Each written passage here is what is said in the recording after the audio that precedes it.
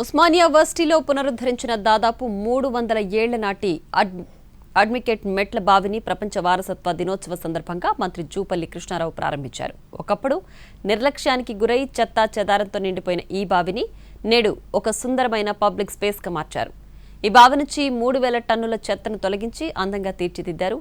ఇందుకోసం ₹1 కోటి భారీ విరాళాన్ని ఇచ్చిన దొడ్ల డైరీతో పాటు పునరుద్ధరణకు కృషి చేసిన ఆర్కిటెక్ట్ కల్పన రమేష్, గ్యాలరిస్ట్ అన్నపూర్ణలను మంత్రి అభినందించారు. ఇలాంటి పురాతన మెట్ల బావులు, ఆలయాల అభివృద్ధి కోసం ప్రభుత్వం ₹10 కోట్ల అందిస్తుందని హామీ ఇచ్చారు జూపల్లి.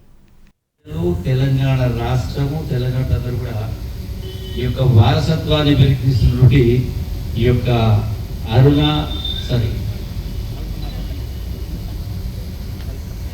సంస్థను కూడా మనం యునెస్కో గుర్తించకపోయినా మనం గుర్తిస్తూ ఉన్నాం.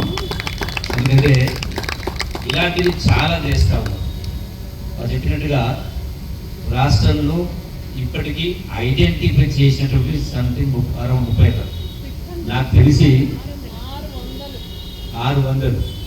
సో 600లో ఇప్పటికీ పునరుద్ధరించినవన్నీ 30. అంటే 600 బావుల్లో ఇప్పటికి పునరుద్ధరించినటువంటి 30. అంటే ఈ వారసత్వ సంపద కనుమరుగు కాకుండా ఉండాలంటే వాటిని వెలికి తీయాల్సిన అవసరం ఉంది. ఇది నీటి కోసము, తాగునీటి కోసం మాత్రమే కాదు, మన పూర్వీకుల శ్రమను గుర్తించి ఆ యొక్క వారసత్వ సంపద పద్ధతి ద్వారా మన యొక్క ఆలోచన విధానం కూడా